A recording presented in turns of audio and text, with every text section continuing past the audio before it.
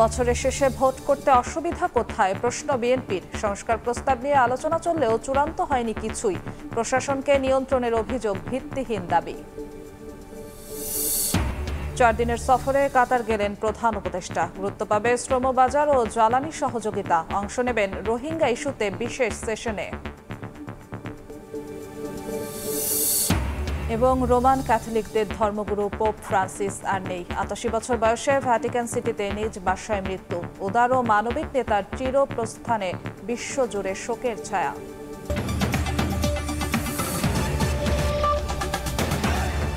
প্রবাসী সময়ের সঙ্গে আছি আমি জিন্নাতারা যশোয়া। ভিডিও ফুটেজ, জবানবন্দি ও সাবেক ডিএমপি কমিশনার হাবিবুর রহমানের গুলির নির্দেশ দেয়া অডিও পর্যালোচনা করে চনখারপুল হত্যাযজ্ঞের তদন্ত শেষ হয়েছে। ট্রাইব্যুনালে জমা দেওয়া হয়েছে জুলাই গণহত্যার প্রথম কোনো মামলার প্রতিবেদন। আসামি ৮ পুলিশ সদস্য। চিফ প্রসিকিউটর জানান, এই মামলার তদন্তে সাবেক প্রধানমন্ত্রী শেখ হাসিনা সহ অনেকের বিরুদ্ধে অপরাধের সত্যতা মিলেছে। তবে তাদের বিরুদ্ধে আলাদা মামলায় যুক্ত হবে সব সাক্ষ্য প্রমাণ। প্রধানমন্ত্রী যিনি সেই সময় ছিলেন, তার সরাসরি নির্দেশে তার নিচের লেভেলে স্বরাষ্ট্রমন্ত্রী, পুলিশের আইজিপি, বিভিন্ন পর্যায়ের আইন শৃঙ্খলা রক্ষাকারী বাহিনীর কর্মকর্তা, বিভিন্ন বাহিনীর কিছু অফিসার, কিছু সিভিল সার্ভেন্ট, এরা এই অপরাধ সংগঠনে সরাসরি প্ল্যানিং, প্রিপারেশন, ওয়ার্ডার এবং সরাসরি সম্পৃক্ততার মাধ্যমে তাদের সম্পৃক্ততা এখানে আমাদের তদন্তে আমরা পেয়েছি। শুধু এই 8 জনই নয়, এই মামলার তদন্তে সাবেক প্রধানমন্ত্রী শেখ হাসিনা, পুলিশের মহাপরিদর্শক সহ ঊর্ধ্বতন অনেকের বিরুদ্ধেও অপরাধের সত্যতা মিলেছে। তবে তাদের বিরুদ্ধে আলাদা মামলা থাকায় ওই প্রতিবেদনে যুক্ত হবে এসব সাক্ষ্য প্রমাণ। যে প্রধান আসামি শেখ হাসিনা সহ তার সুপিরিয়র কমান্ডারদের জন্য তদন্তটা আলাদাভাবে হচ্ছে, কারণ বাংলাদেশের সর্বত্র যে জায়গাতেই অপরাধগুলো হয়েছে প্রত্যেকটা অপরাধের সাথে তাদের সম্পৃক্ততা প্রমাণিত। সে কারণে তাদেরকে কমান্ড এবং সুপিরিয়র রেসপন্সিবিলিটির দায়ে আলাদাভাবে তদন্ত রিপোর্ট দাখিলের প্রক্রিয়া চলমান আছে, যেটা খুব সহসা আমরা আপনাদের সামনে প্লেস করব। চাংখারপুলের এই মামলায় সাবেক ডিএমপি কমিশনার হাবিবুর রহমান সহ 4 পুলিশ কর্মকর্তা পলাতক রয়েছেন। তাদের অবস্থান সম্পর্কে নিশ্চিত নয় তদন্ত সংস্থা। শিগগিরই আনুষ্ঠানিক অভিযোগ দাখিলের মাধ্যমে বিচারিক প্রক্রিয়া শুরু হবে বলেও জানান চিফ প্রসিকিউটর। আফজাল হোসেন, সময় সংবাদ, ঢাকা। অর্থ পাচার ও মানবতা বিরোধী অপরাধ সহ অন্যান্য অভিযোগের পরিপ্রেক্ষিতে শেখ হাসিনা সহ 10 জনের জাতীয় পরিচয়পত্র লক করা হয়েছে। নথি অনুযায়ী গত 16 ফেব্রুয়ারি নির্বাচন কমিশনের আওতাধীন জাতীয় পরিচয় নিবন্ধন অনুবিভাগের মহাপরিচালক ASM হুমায়ুন কবিরের মৌখিক নির্দেশে তাদের এনআইডি লক করা হয়। শেখ হাসিনা ও সজীব ওয়াজেদ জয়েদ ছাড়াও তালিকায় আছেন সাইমা ওয়াজেদ, রেহানা সিদ্দিক, টিউলিপ রিজওয়ানা সিদ্দিক, আজমিনা সিদ্দিক, শাহিন সিদ্দিক, বুশরা সিদ্দিক, রাদওয়ান মুজিব সিদ্দিক ও তারিক আহমেদ সিদ্দিক।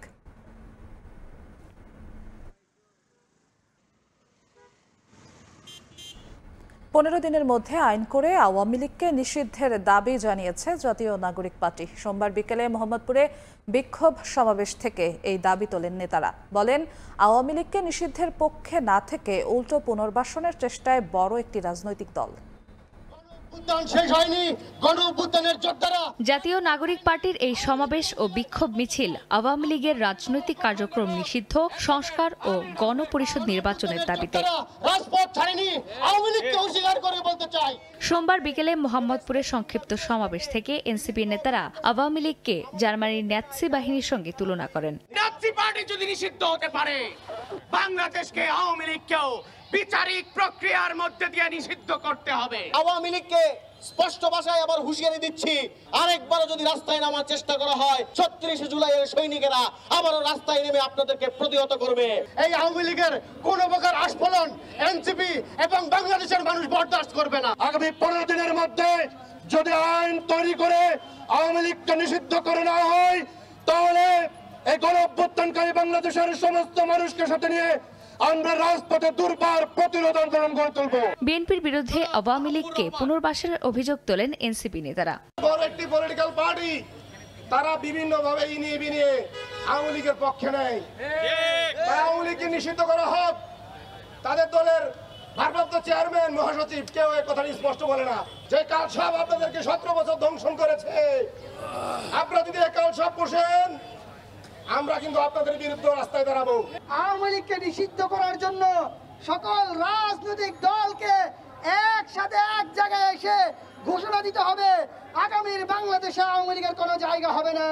সংক্ষিপ্ত সমাবেশ শেষে বিক্ষোভ মিছিল নিয়ে মোহাম্মদপুরের বিভিন্ন সড়ক প্রদক্ষিণ করে এনসিপি। চন্দ্রিমা চৌধুরী, সময় সংবাদ, ঢাকা। ডিসেম্বরে নির্বাচন ধরেই রোডম্যাপ চায় বিএনপি। সংস্কার শেষে এই সময় ভোট আয়োজনে বাধা দেখছে না দলটি। যারা ডিসেম্বরে নির্বাচন চায় না তাদেরই উত্তর দিতে হবে বছরের শেষে ভোট গ্রহণে অসুবিধা কোথায়। সোমবার বিকেলে গুলশানে লেবার পার্টির সঙ্গে লিয়াজো কমিটির বৈঠক শেষে গণমাধ্যমে এ প্রশ্ন তোলেন বিএনপির স্থায়ী কমিটির সদস্য নজরুল ইসলাম খান। সংস্কার প্রস্তাব নিয়ে তিনি বলেন, এখনও কোনো কিছু চূড়ান্ত হয়নি, প্রশাসন নিয়ন্ত্রণ করছে বিএনপির লোক। এনসিপির এমন অভিযোগের বিষয়ে পাল্টা প্রশ্ন রেখে নজরুল ইসলাম বলেন, যারা অভিযোগ করছেন তারা সরকারের উপদেষ্টা ছিলেন, তারাই কি বিএনপির লোক বসিয়েছেন কিনা। এদিকে লেবার পার্টির চেয়ারম্যান ডাক্তার মুস্তাফিজুর রহমান ইরানের আশা, জনগণ ও রাজনীতিবিদদের প্রত্যাশা অনুযায়ী ডিসেম্বরের মধ্যে নির্বাচন দেবেন প্রধান উপদেষ্টা।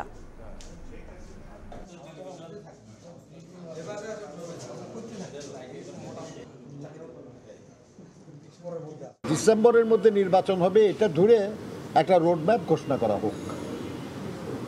সরকার বলতেছে ডিসেম্বর থেকে জুন, তার মানে ডিসেম্বরে হবে না এই কথা বলে নাই তো। আমাদের বিবেচনায় আমরা ডিসেম্বরের মধ্যে নির্বাচন হতে কোনো বাধা দেখি না, কারণ নির্বাচন কমিশন বলেছে তারা জুন মাসের মধ্যে রেডি হয়ে যাবে। ঐক্যমত্য কমিশন বলছে মে মাসের মাঝামাঝি সময়ের মধ্যে তারা বিভিন্ন রাজনীতির সঙ্গে দলের সঙ্গে আলোচনা ক্রমে একটা মোটামুটি একটা জায়গায় পৌঁছবে যেখানে একটা জাতীয় সনদ প্রস্তুত করা সম্ভব হবে।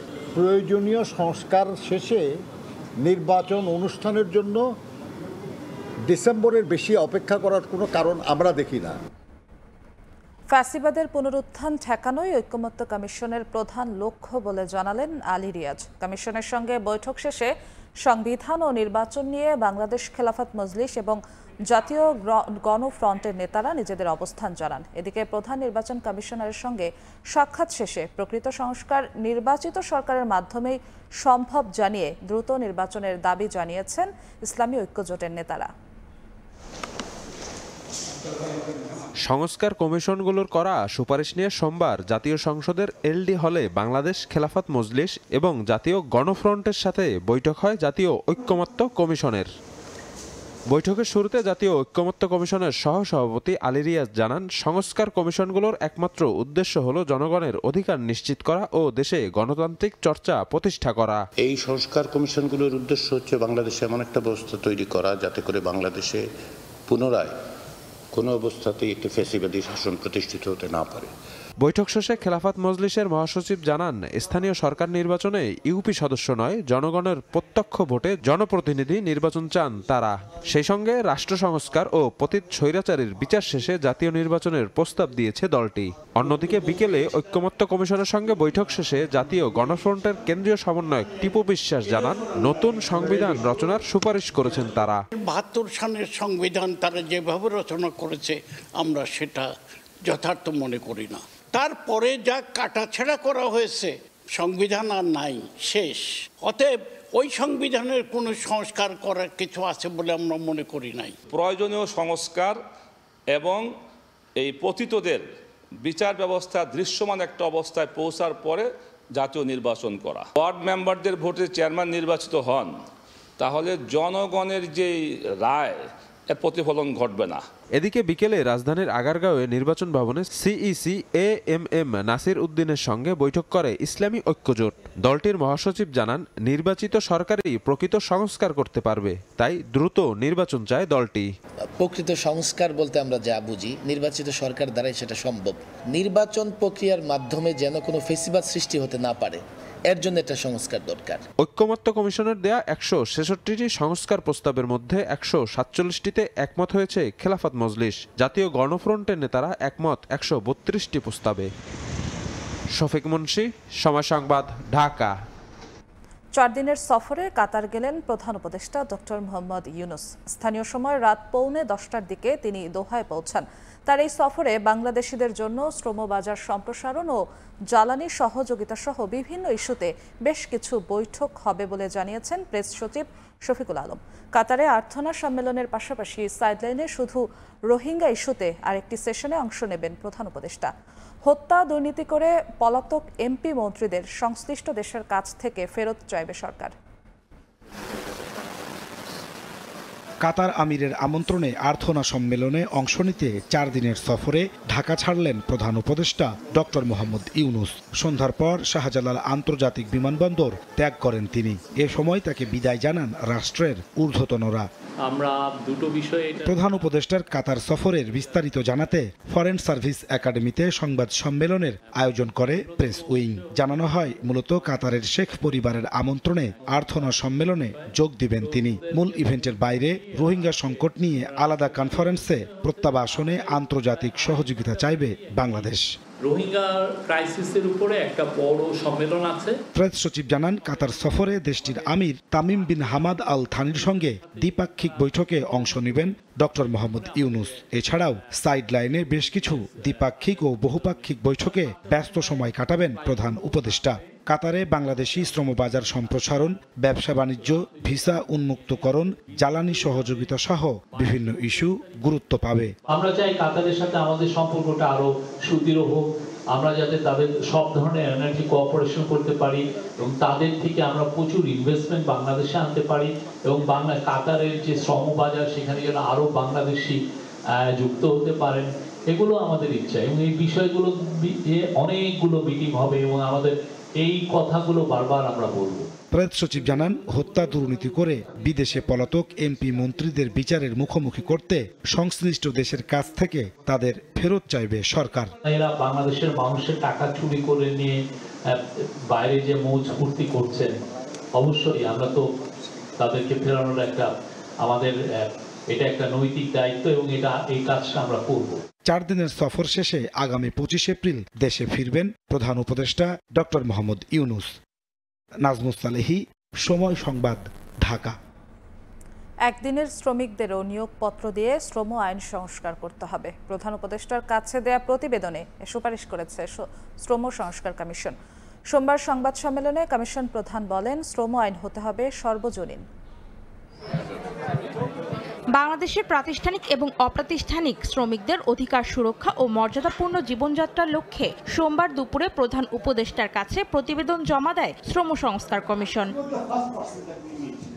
প্রতিবেদনে দেশের 7.5 কোটি শ্রমিকদের জন্য মজুরি কমিশন গঠনের সুপারিশ করেছে শ্রম সংস্কার কমিশন। এদিন রাজধানীর বিজয়নগরে শ্রম ভবনে আয়োজিত এক সংবাদ সম্মেলনে প্রতিবেদনের বিষয়বস্তু তুলে ধরেন কমিশনের প্রধান। দেশের শ্রম আইন এবং এর বাস্তবায়ন কাঠামো এমনভাবে সাজাতে হবে মৌলিক অধিকারের নিশ্চয়তা থাকে। প্রাতিষ্ঠানিক সেক্টর হলে সে নিয়োগপত্র বাধ্যতামূলক হবে, অপ্রাতিষ্ঠানিক হলে সে যদি নিয়োজিত হয়, কেউ নিয়োজিত করে তাকে একটা প্রমাণপত্র দিতে হবে যে আমি তোমাকে নিয়োজিত করলাম। কমিশন প্রধান আরো বলেন, 24-এর গণ অভ্যুত্থান ও শ্রমিক আন্দোলনে নিহত সব শ্রমিকদেরকে শহীদের স্বীকৃতি প্রদানেও সুপারিশ করা হয়। নারী শ্রমিকদের জন্য বেতন সহ 6 মাসের মাতৃত্বকালীন ছুটির উল্লেখ করা হয় প্রতিবেদনে। আমরা একটা জাতীয় শ্রম কমিশনের কথা বলেছি, যাতে মানুষ সমস্ত অবিচারের বিরুদ্ধে প্রতিকার পেতে পারে, সমস্ত বৈষম্যের বিরুদ্ধে প্রতিকার পেতে পারে। তো আইন এবং প্রাতিষ্ঠানিক কাঠামোটা আমরা এমনভাবে সাজাবার কথা বলেছি যাতে এটা সার্বজনীন হয়, এটা বৈষম্যহীন হয়। শ্রমিকদের জন্য ন্যায় বিচার নিশ্চিতে শ্রম আদালতের সংখ্যা বৃদ্ধি ও মজুরি দেরিতে হলে ক্ষতিপূরণ দেয়া সহ 25টি সুপারিশ করা হয় প্রতিবেদনে। প্রত্যেকের কোনো না কোনো সামাজিক নিরাপত্তা। Antara Sen, Somoy Sangbad, Dhaka. Diploma in nursing science and midwifery কোর্সকে স্নাতক সমমান করার দাবিতে সারা দেশে বিক্ষোভ সমাবেশ করেছেন শিক্ষার্থীরা। বৈষম্য নিরসনে দ্রুত উদ্যোগ নেওয়া না হলে আন্দোলন চালিয়ে যাওয়ার হুঁশিয়ারি দিয়েছেন তারা। এক দফা এক দাবি স্লোগানে মুখর রাজপথ। সোমবার সকালে গোপালগঞ্জ, রাজশাহী, মৌলভীবাজার, দিনাজপুর সহ দেশের বিভিন্ন জেলায় মানববন্ধন ও অবস্থান কর্মসূচি পালন করেন নার্সিং ইনস্টিটিউটের শিক্ষার্থীরা। জানান, উচ্চ মাধ্যমিক পাশের পর পরীক্ষার মাধ্যমে ডিপ্লোমা কোর্সে ভর্তি হতে হয় তাদের। এরপর 3 বছরের কোর্স শেষে পরীক্ষায় উত্তীর্ণ হয়ে করতে হয় 6 মাসের ইন্টার্নশিপ। অথচ চাকরির বাজারে তাদের উচ্চ মাধ্যমিক পাশ বলে বিবেচনা করা হয়। এই বৈষম্য থেকে মুক্তি চান তারা। আমাদের রাজপথে নামার একটাই উদ্দেশ্য, আমাদের অধিকার আমাদেরকে ফিরিয়ে দেওয়া হোক। ডিগ্রি সমমানের করতে হলে যে সকল ক্রাইটেরিয়া লাগে সকল ক্রাইটেরিয়া আমাদের পূরণ আছে। 3 বছর আমরা কোর্স সম্পন্ন করলাম এবং 6 মাসের ইন্টার্নশিপ সম্পন্ন করলাম, এরপরেও আমরা দেখা যাচ্ছে যে এইচএসসি সমমান আমাদেরকে দেওয়া হয়েছে, মানে এইটা সম্পূর্ণ অযৌক্তিক। দাবি আদায় না হওয়া পর্যন্ত আন্দোলন চালিয়ে যাবার ঘোষণা দেন শিক্ষার্থীরা। আমরা বিএসসি, মিডওয়াইফারি, এমনকি ডিপ্লোমা সবাই একই, আমাদের একটাই জিনিস, আমরা সবাই নার্স। আমাদের মধ্যে কেন আমরা 3.5 বছর পড়েছি, তারপর যদি না পাই তাহলে কেমন হলো? এ তো বিচার হলো না। আর যদি আমাদের এই দাবি না মানা হয় আমরা আন্দোলন চালিয়ে যাব। বাংলাদেশ ডিপ্লোমা স্টুডেন্ট নার্সেস ইউনিয়নের ডাকে চলে এই কর্মসূচি। ফাহরি ফারজানা, সময় সংবাদ। বিশেষ বিসিএস এর মাধ্যমে আগামী সেপ্টেম্বরের মধ্যে 2000 চিকিৎসক নিয়োগ দেয়া হবে বলে জানিয়েছেন স্বাস্থ্য উপদেষ্টা নূরজাহান বেগম। সোমবার সকালে স্বাস্থ্য ও রেলপথ মন্ত্রণালয়ের মধ্যে সমঝোতা স্মারক স্বাক্ষর অনুষ্ঠানে একথা জানান তিনি। বলেন, বাংলাদেশের স্বাস্থ্য খাতের অবকাঠামো উন্নয়নে কাজ করছে সরকার, বিদেশি বিনিয়োগে হচ্ছে বিশেষায়িত হাসপাতালও। এ সময় রেল উপদেষ্টা জানান, চিকিৎসা সেবা নিশ্চিতে রেলওয়ের 10টি হাসপাতালকে আধুনিকায়ন করা হবে।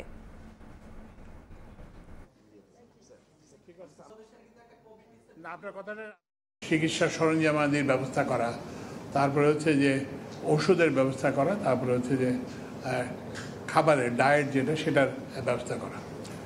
তো এইটা যে আগামীকাল থেকেই যে আমরা ওখানে রোগী নিয়ে সেবা শুরু করতে পারবো এমন কিন্তু না, এমন পরিস্থিতি ওখানে নাই। তো ওই জন্য এটা স্বাস্থ্য মন্ত্রণালয় একটা বিধি করবে, একটা প্রণয়ন করবে রেল মন্ত্রণালয়ের ইয়েতে। আমরা সমঝোতা স্মারক করবো, স্বাক্ষর করব। এরপরে আমাদের একটা প্রতিনিধি যাবে, সেখানে কী আমাদের দরকার হবে, মেরামতের দরকার হলে সেটা ওনারা করে দিবেন। অর্থাৎ করণীয় কাজে স্বল্প সময়ের মধ্যে কোন কোন কাজগুলো করতে হবে, মধ্যমেয়াদী কী কাজ করতে হবে, দীর্ঘমেয়াদী কী কাজ করতে হবে, সেগুলো তালিকা তারা তৈরি করবেন।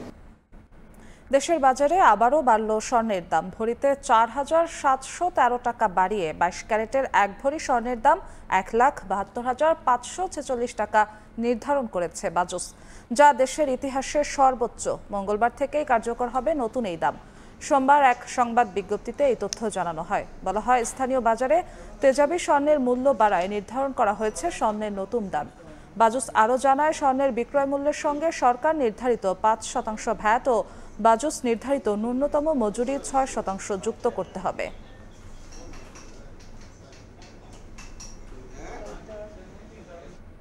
চেতনা বাস্তবায়নে 3 বছরে 200 কোটি টাকার প্রকল্পে লুটপাটের খোঁজে মুক্তিযুদ্ধ মন্ত্রণালয়ে অভিযান চালিয়েছে দুদক।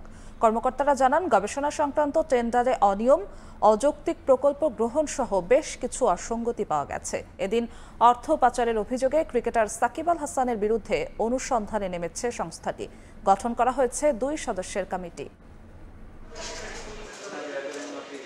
বাংলাদেশ ক্রিকেটের পোস্টার বয় সাকিব আল হাসান ছিলেন দুদকের দুর্নীতিবিরোধী শুভেচ্ছা দূত।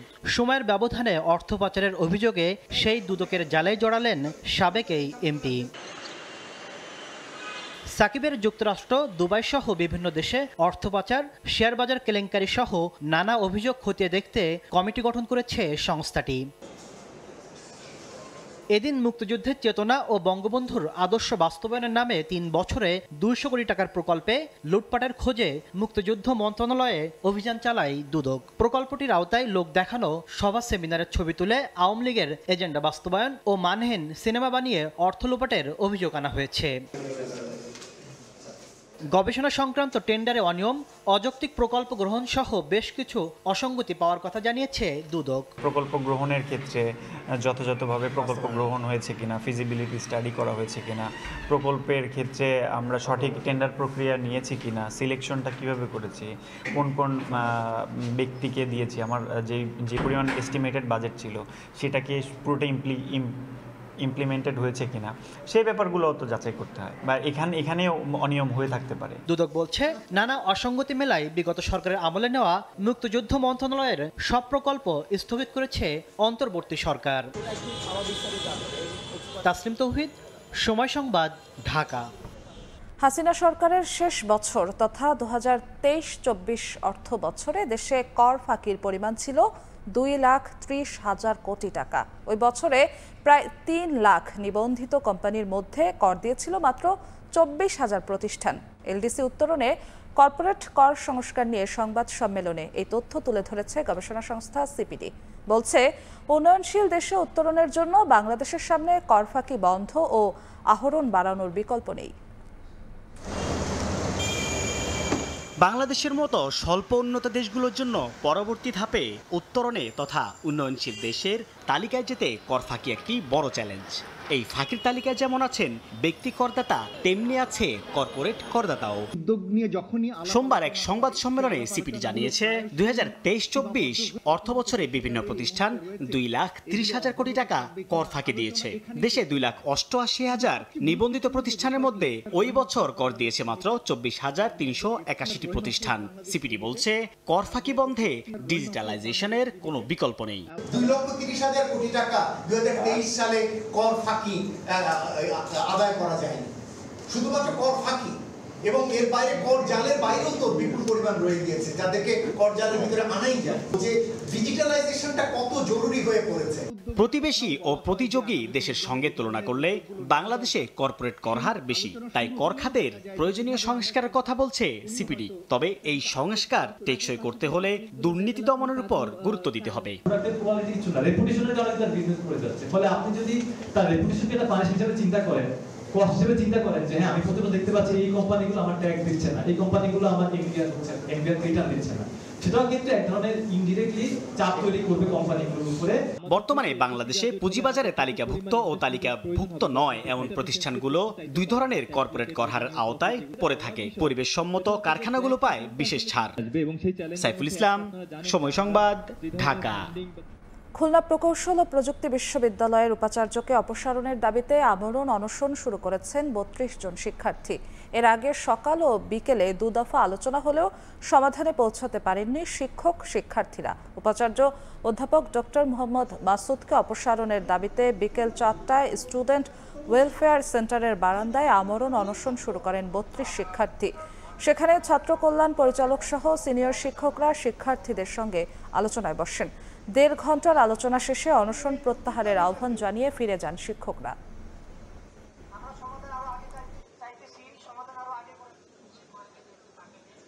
এক দফাতেই আমরা আছে, আমাদের সকল শিক্ষার্থীরা এক দফাতেই আছে। আমরা তো গতদিন জানাইছিলাম যে আমাদের 24 ঘন্টার আলটিমেটাম থাকবে, যদি ভিসি পদত্যাগ না করে তাহলে আমরা অনশনে যাব। দেখেন, আলটিমেটাম দেওয়ার পরে আমাদের দাবি আদায় হয় না। কোনো একটা ন্যায্য দাবির জন্য, একটা ভিসির অপসারণের জন্য কোনো ভার্সিটির সর্বোচ্চ সংখ্যক শিক্ষার্থীর অনশন এটাই। আমরা ওদের সাথে আলোচনা চালিয়ে যাব। ওদেরকে শেষ পর্যন্ত এটাও বলে আসছি যে আমাদের দরজা সবসময় খোলা আছে। এই অফিসের, এই বিল্ডিংয়ের উপরে আমার অফিস, আর সেখানে সবসময় দরজা খোলা থাকবে।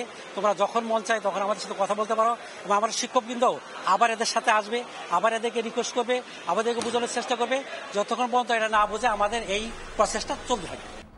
ক্যাথলিক ধর্মগুরু পোপ ফ্রান্সিসের মৃত্যুতে বিশ্বজুড়ে শোকের ছায়া। রাজা তৃতীয় চার্লস থেকে শুরু করে ট্রাম্প, পুতিন, বিশ্ব নেতারা তার প্রতি শ্রদ্ধা জানিয়েছেন। শোক জানিয়েছেন বাংলাদেশের প্রধান উপদেষ্টা ডক্টর মোহাম্মদ ইউনূসও।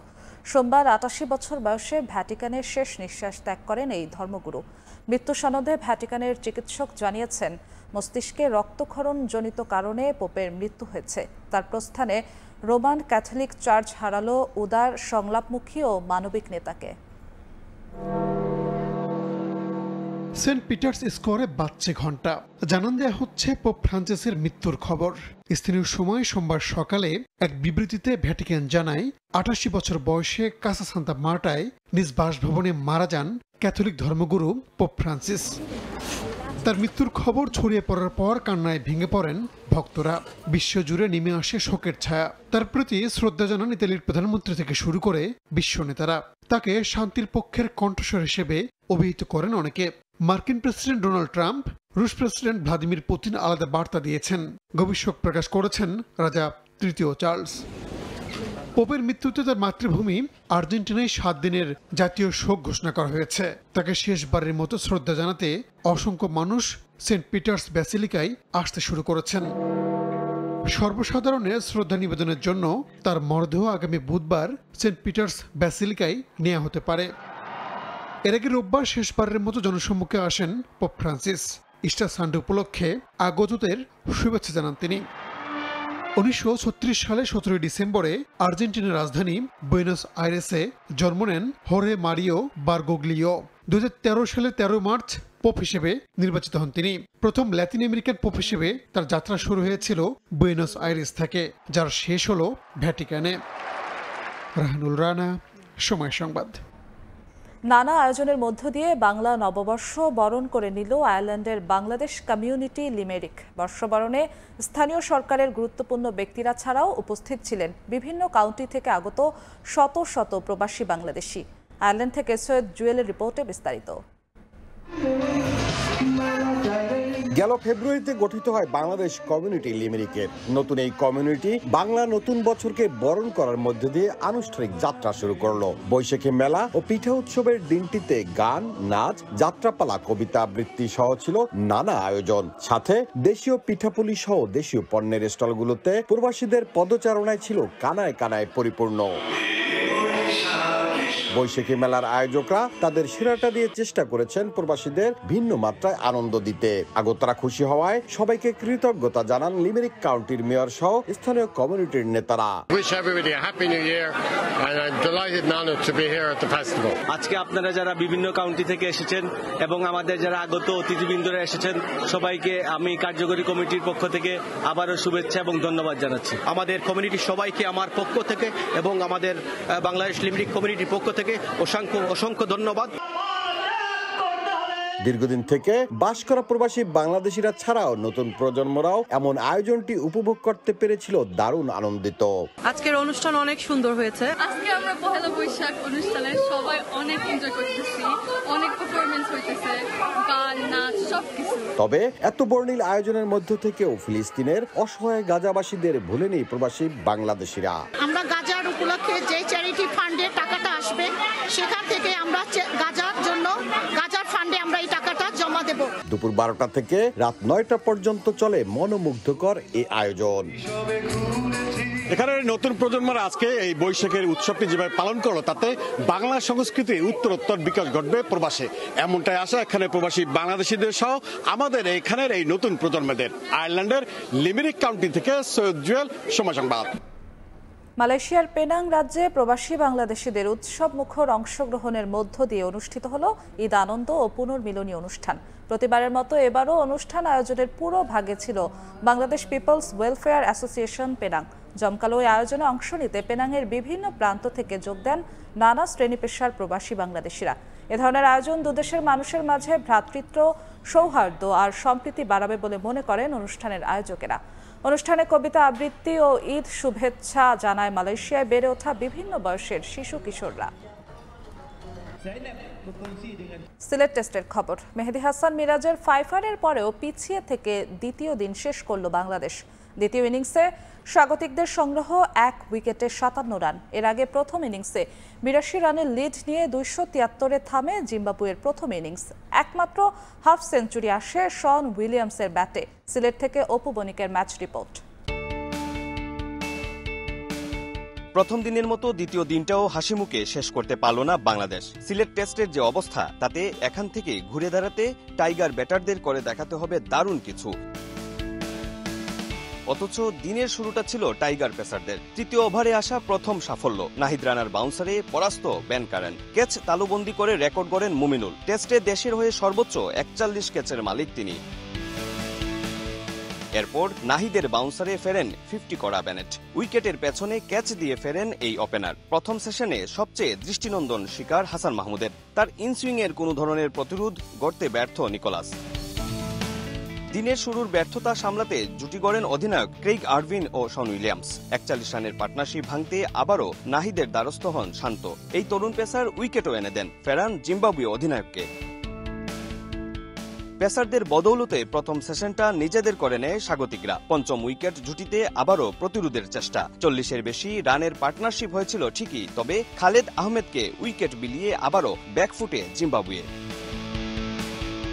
এরপর সিলেটে মেহেদী হাসান মিরাজের নৈপুণ্যে 50 করা শন উইলিয়ামস সহ পরের 4 উইকেট তুলে নেন এই স্পিনার। পূরণ করেন ফাইফার। সাদা পোশাকে 11তম বারের মতো এক ইনিংসে 5 উইকেটের স্বাদ।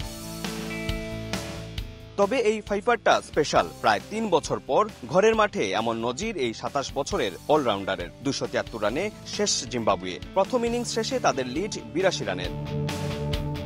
শেষ বেলায় ব্যাটিংয়ে নামা বাংলাদেশের জন্য ওই লিডই চোখ রাঙানি দিচ্ছে। ব্যাটারদের যে অবস্থা তা এদিনও ধরে রেখেছে টাইগার টপ অর্ডার। চতুর্থ ওভারেই সাজঘরে সাদমান, এই ওপেনার টেকে মাত্র 4 বল। ওপেনিং জুটির সংগ্রহ 13।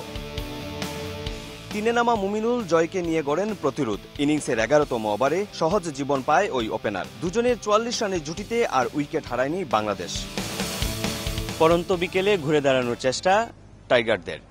তৃতীয় দিনে বাংলাদেশের ভাগ্য নির্ভর করছে এখন ব্যাটারদের উপর। সিলেটের আন্তর্জাতিক ক্রিকেট স্টেডিয়াম থেকে অপু বণিক, সময় সংবাদ। সিলেট টেস্টের দ্বিতীয় দিন শেষেও ব্যাকফুটে বাংলাদেশ। তবুও মেহেদী হাসান মিরাজের দাবি ম্যাচের নিয়ন্ত্রণ তাদের হাতেই। প্রথম ইনিংসে 82 রানের লিড নিয়েছিল জিম্বাবুয়ে, যেখানে টেইল এন্ডারব্রাই করেছিলেন 50 রানের বেশি। তারপরও টাইগার সহ অধিনায়ক বলছেন বোলিংটা হয়েছে দারুণ। জিম্বাবুয়ানদের বিপক্ষে 5 উইকেট শিকারের পর বাংলাদেশের স্টেডিয়ামগুলোতে অনার্স বোট চালুর দাবি জানান মিরাজ। তার বিশ্বাস, প্রথম ইনিংসে 191 রানে অল আউট হওয়া দলই নাকি জিম্বাবুয়েকে 300 রানের টার্গেট ছুড়ে দেবে। টেস্ট ক্রিকেটের এটা একটা সৌন্দর্য আমার কাছে মনে হয়।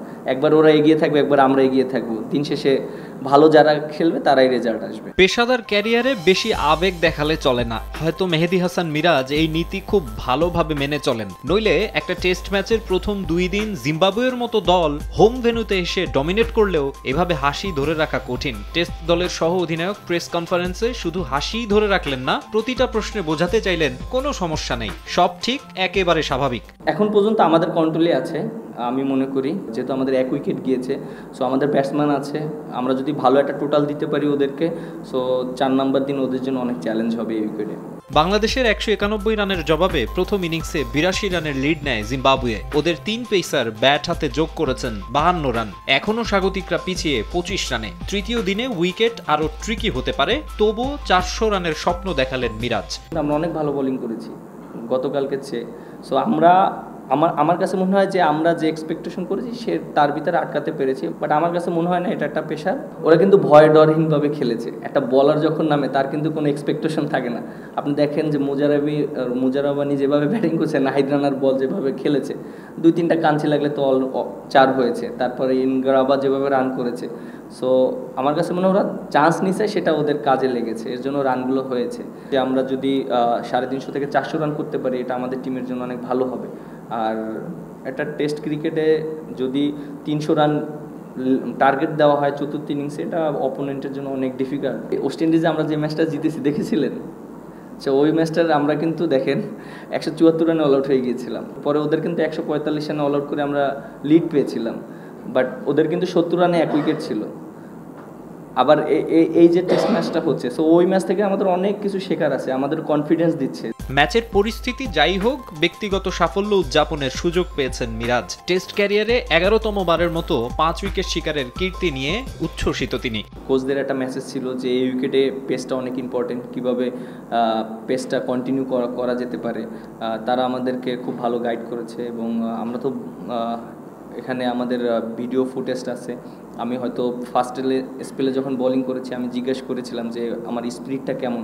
রাহুলপিন্ডিতে ওখানে 5 উইকেট পেয়েছিলাম আর নাম দেখেছি, ভালোই লেগেছে যখন চ্যাম্পিয়ন্স ট্রফি খেলতে গিয়েছি বাংলাদেশে। আমার কাছে মনে হয় যে এই ট্রেডিশনটা চালু করা উচিত, আর যারা এখন বর্তমানে আছে আশা করি এইটা নিয়ে চিন্তা করবে। তবে শুধু বোলিং নয়, ব্যাটিংয়েও রাখতে চান অবদান। গেল কয়েক বছরে নিজের ব্যাটিং সামর্থ্যের প্রমাণ দেয়া মিরাজ সিলেটের প্রথম ইনিংসে আউট হয়েছেন কোনো রান না করেই মুজারাবানির রেগুলার এক বাউন্সারে। পৃথিবীর এমন কোনো ব্যাটসম্যান নাই যে শর্ট বলে উইক না, যদি প্রপার শর্ট বল করে।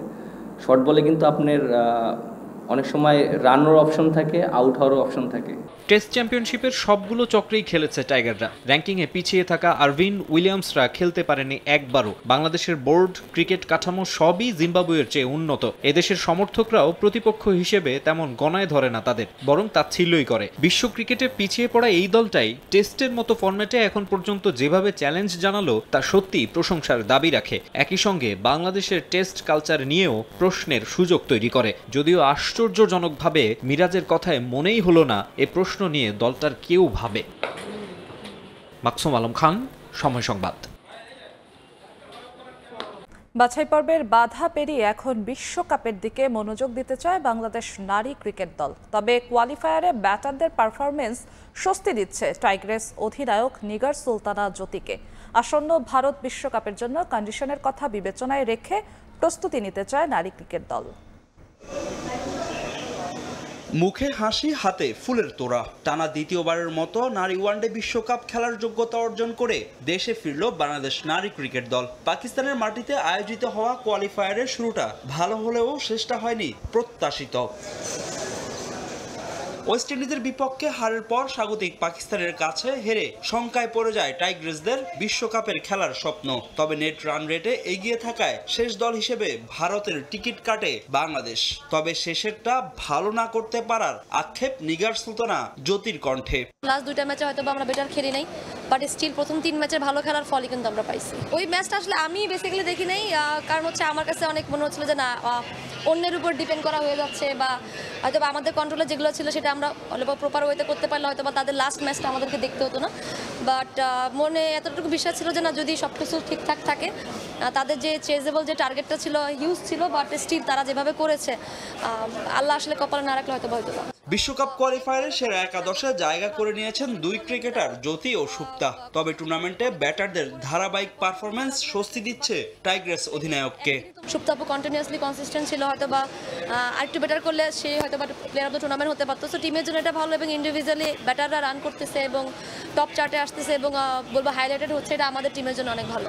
কোয়ালিফায়ার উতরে যাওয়ার পর চ্যালেঞ্জ বেড়েছে নারী ক্রিকেট দলের। ভারতে আয়োজিত হতে যাওয়া ওয়ানডে বিশ্বকাপে জ্যোতিদের জন্য অপেক্ষা করছে আরো বড় দলগুলো, তাই প্রস্তুতিটাও হওয়া চাই জুৎসই। ভারতের উইকেট ও কন্ডিশনের কথা বিবেচনা করে বিশ্বকাপের জন্য নিজেদের তৈরি করতে চায় নারী ক্রিকেট দল। আমরা এর আগে হয়তো বা 2-1টা বাইলেটারাল সিরিজ খেলবো এবং আইসিসি আমাদের প্রিপারেশনের জন্য কিছু টুর্নামেন্টের আয়োজন করবে। আই হোপ এখানে আমরা বেটার ওয়েতে ওইসব উইকেটের জন্য আরো বেটার খেলতে পারি, সেই চিন্তাভাবনা থাকবে। এবং বাংলাদেশের উইকেট বলেন, ইন্ডিয়ার উইকেট মোরালেস অলমোস্ট সেম, এক্সেপ্ট মনে হয় মিরপুরের উইকেট একটু ডিফারেন্ট, বাকি সবগুলোই সেম। তো আমরা ওইভাবে প্রিপেয়ার হওয়ার চিন্তাভাবনা, এবং যেখানে রান বেশি করতে পারি আমরা সেরকম প্রিপারেশন সব থেকে ইম্পর্টেন্ট। এবছর অক্টোবরে ভারতে বসতে যাচ্ছে নারী ওয়ানডে বিশ্বকাপ, যেখানে সরাসরি খেলবে ভারত, অস্ট্রেলিয়া, ইংল্যান্ড, নিউজিল্যান্ড, দক্ষিণ আফ্রিকা ও শ্রীলঙ্কা। আর বাছাই পর্ব থেকে নতুন করে যুক্ত হলো বাংলাদেশ ও পাকিস্তান। ফাহিম ইসলাম, সময় সংবাদ, ঢাকা। ফেডারেশন কাপের রোমাঞ্চকর ফাইনালে ময়মনসিংহে মুখোমুখি হবে বসুন্ধরা কিংস ও ঢাকা আবাহনী। বর্তমান চ্যাম্পিয়নদের হ্যাট্রিক হারের স্বাদ দিয়ে শিরোপা উৎসব করতে চায় মারুফুল হকের দল। অন্যদিকে রেকর্ড 12 বারের শিরোপা জয়ীদের বিপক্ষে দলগত চেষ্টায় সাফল্য চায় কিংস। রফিকুদ্দিন ভূঁইয়া স্টেডিয়ামের মান নিয়ে সন্তুষ্ট দু দলই। ম্যাচ শুরু হবে দুপুর 2:45 বৈশাখের বিকেল ময়মনসিংহে ফেডারেশন কাপের শিরোপা জয়ের স্বপ্ন দু দলের ফুটবলারদের চোখে মুখে। ঢাকা আবাহনী ফেডারেশন কাপের রেকর্ড 12 বারের চ্যাম্পিয়ন, তাদের চ্যালেঞ্জ নিতে প্রস্তুত 3 বারের শিরোপাজয়ী বসুন্ধরা কিংস। দু দলই কদিন আগে মুখোমুখি হয়েছিল ফেডারেশন কাপের প্রথম কোয়ালিফায়ারে। টাই ব্রেকারে কিংসকে মাটিতে নামিয়েই শিরোপার মঞ্চে জায়গা করে নিয়েছিল আকাশী নীল জার্সিধারীরা। প্রতিশোধের মিশন বর্তমান চ্যাম্পিয়নদের, তবে তাদের সে স্বপ্ন ধূলিসাৎ করে দিতে চায় মারুফুল হকের আবাহনী। রোমাঞ্চকর এক ফাইনালের জন্য প্রস্তুত ময়মনসিংহের Rafiquddin Bhuiyan stadium. Mastermind coach Maruful হকের কৌশলে ফেডারেশন কাপে এবার অপ্রতিরোধ্য ঢাকা আবাহনী। ফাইনালের মঞ্চে আক্রমণে কোচের ভরসা সুমন ও নাইজেরিয়ান এমেকা, মাঝে রাফায়েল হৃদয়, রক্ষণে ইয়াসিন শাকিল। তবে দলটার সবচেয়ে বড় শক্তির জায়গা গোলপোস্টে মিতুল মার্মা। কিংসের যে কোনো আক্রমণ রুখে দিতে দারুণ পারদর্শী তিনি। দলগত চেষ্টায় শিরোপা জয়ের লক্ষ্য আবাহনীর। গোলের খেলা ফুটবল, যে কেউ সুযোগ কাজে লাগিয়ে জয়লাভ করতে পারে। তবে আমরা চেষ্টা করব যাতে আমাদের সর্বাত্মক যে সুযোগগুলি আছে সেগুলি কাজে লাগিয়ে যেন আমরা চ্যাম্পিয়নশিপে অর্জন করতে সক্ষম হই। যদি আমরা আমাদের যে স্বাভাবিক ফুটবলটা আছে খেলতে পারি, তাহলে আমরা ভালো একটা রেজাল্টের প্রত্যাশা করছি। বিপিএল এর টানা 5 বারের চ্যাম্পিয়ন বসুন্ধরা কিংসের এবার শিরোপার আশা অনেকটাই ক্ষীণ হয়ে গেছে। মধ্যবর্তী দলবদলে শক্তি বাড়াতে এসেছেন 4 বিদেশি। হুয়ান লেসকানো, ডেসিয়েলদের সঙ্গে মিগুয়েলরা যে কোনো সময় বদলে দিতে পারেন ম্যাচের মোড়। দেশীয় তপু, রাকিব ও মোরসালিনরাও প্রস্তুত নিজেদের উজাড় করে দিয়ে শিরোপা উৎসব করতে। আমাদের টিম একটা ভালো পজিশনে এবং সবাই মিলে সুস্থ আছে, সবাই ভালো খেলার জন্য উদ্গ্রীব এবং একটা ভালো ফুটবল হবে সেই দিক থেকে আমরা এগিয়ে আছি। আমাদের টিম কম্বিনেশন খুবই ভালো এবং আমরা যেভাবে আগাচ্ছি ফেডারেশন কাপে, দেখেন ফেডারেশন কাপে কিন্তু আমরা ফার্স্ট সেমিফাইনাল খেলা আবাহনীর সাথে হারার পরে রহমতগঞ্জের সাথে আমরা জিতে আবার ফাইনাল উঠি। তো এটা আমার কাছে মনে হয় একটা পজিটিভ ব্যাপার এবং লাস্ট ম্যাচে আমাদের লোকাল 2 গোল করেছে, তো এটাও একটা টিমের জন্য পজিটিভ সাইড। এখন পর্যন্ত খেলা 2 দলের 18 ম্যাচের মধ্যে 11 জয় নিয়ে এগিয়ে আছে বসুন্ধরা কিংস, 3 জয় আছে আবাহনীর, ড্র হয়েছে 4 ম্যাচ। পারভিন আক্তার, সময় সংবাদ। এ পর্যায়ে শীর্ষ সংবাদগুলো জানিয়ে দিচ্ছি আরেকবার। বছরের শেষে ভোট করতে অসুবিধা কোথায় প্রশ্ন বিএনপির। সংস্কার প্রস্তাব নিয়ে আলোচনা চললেও চূড়ান্ত হয়নি কিছুই। প্রশাসনকে নিয়ন্ত্রণের অভিযোগ ভিত্তিহীন দাবি। 4 দিনের সফরে কাতার গেলেন প্রধান উপদেষ্টা। গুরুত্ব পাবে শ্রমবাজার ও জ্বালানি সহযোগিতা। অংশ নেবেন রোহিঙ্গা ইস্যুতে বিশেষ সেশনে। এবং রোমান ক্যাথলিকদের ধর্মগুরু পোপ ফ্রান্সিস আর নেই। 88 বছর বয়সে ভ্যাটিকান সিটিতে নিজ বাসায় মৃত্যু। উদার ও মানবিক নেতার চিরপ্রস্থানে বিশ্বজুড়ে শোকের ছায়া।